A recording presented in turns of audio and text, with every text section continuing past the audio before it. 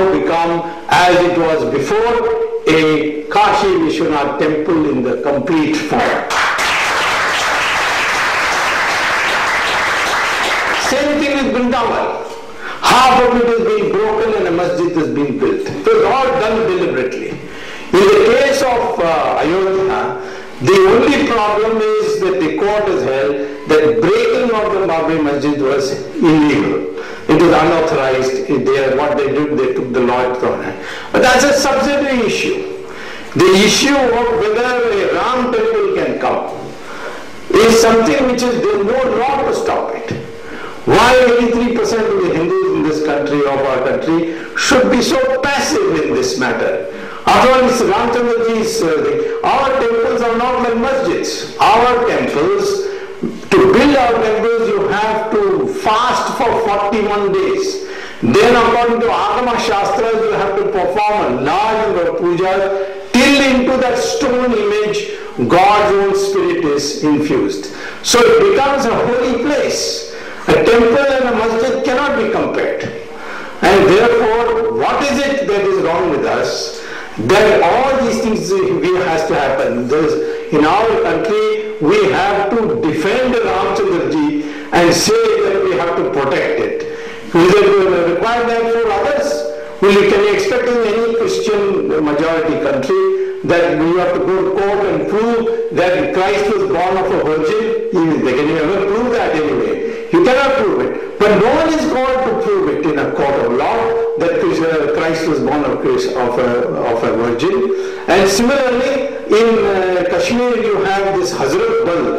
There is a bottle with hair of Muhammad, which is considered very sacred. And one day it went missing. So the Muslims rioted, and the rioting continued for 3 days. And the government didn't know what to do. They could not contain it. Fortunately, one lieutenant colonel came and said, I have found it. And he showed it. And it was put back and everything became quiet. But how do you know that lieutenant colonel didn't go to a hairdressing saloon and get some hair and put them up? You haven't done any DNA analysis. So there is a question of faith.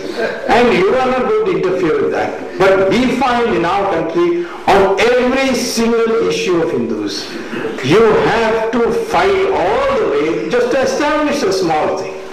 So, and with the majority, with the government elected by the Hindus. So time has come now for us to recognize this. It's not enough to be, as I said, you can have 1,000 goats standing in a forest, one tiger comes, all the 4,000 goats will run away. It's not enough to have numbers, it's not enough to be strong individually. It's not enough to just go to do puja and to celebrate Ramayana, Ramlila, or visit temples. You have to have a corporate Hindu psychology. And that corporate Hindu psychology must exercise once. Fortunately, on 15th and 16th of July, Swami Dayananda Saraswati has convened a meeting of eminent Hindu thinkers, to which I have also been invited. And I've been, in fact, this morning, Dayananda Saraswati phoned me up to tell me that I should draw up a Hindu agenda which should be adopted in the election. For one election,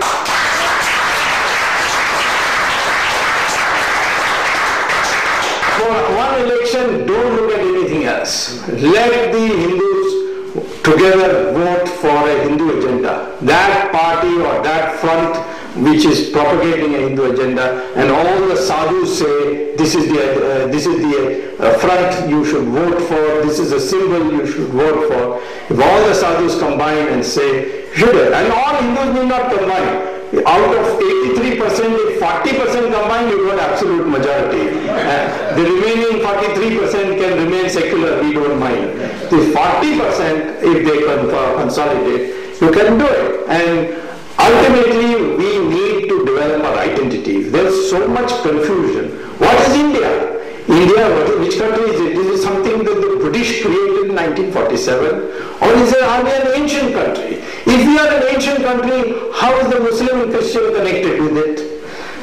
So these are questions which you have to answer, and I have proposed that the identity of India is Hindustan, which means a land of Hindus and those others whose ancestors are Hindus, or those others who proudly acknowledge that their ancestors are Hindus. So if the Muslims and Christians say our ancestors are Hindus, you are part of Hindustan. If you say your ancestors are Gori and Ghazni, then you better go to Pakistan. You don't belong to our country. That is the identity of India. It's a continuing civilization. The continuing civilization is a Hindu civilization. Even if people have other religion, the culture is Hindu. That has to be imposed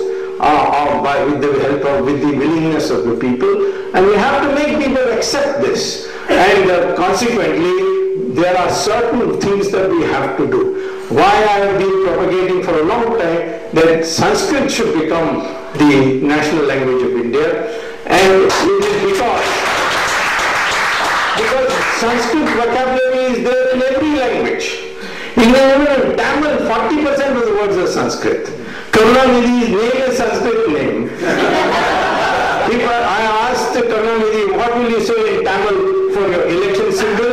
He said, Chinnam. I said, Chinnam? Where did this Chinnam come from? It came from Sanskrit word Chin. And I said, what is your Chinnam? He said, Udayan Suryan. I said, what Tamil is that?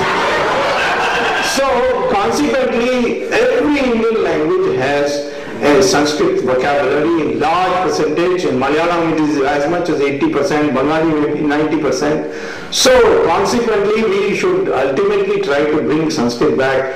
The way to do it is to use Hindi and go on Sanskritizing the vocabulary of Hindi till it becomes Sanskrit. And this is what Adi Shankaracharya did with Pali. When he came, Pali had taken over Sanskrit.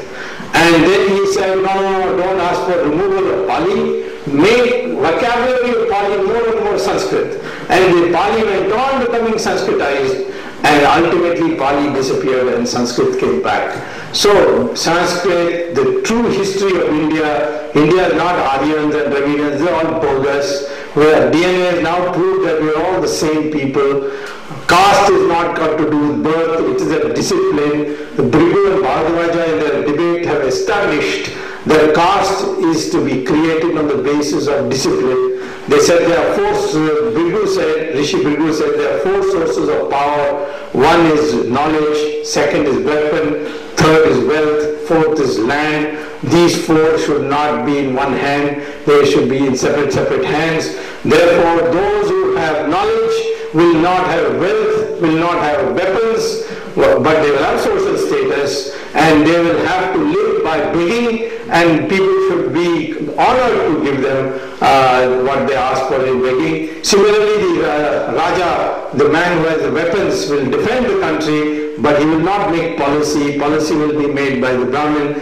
People who make money can make money, but they will not have the say in the running of the country. And those who have land will produce for the whole country. They have the great gratitude of the country, but land by itself cannot decide. So this is the whole idea, but somewhere it got connected with birth.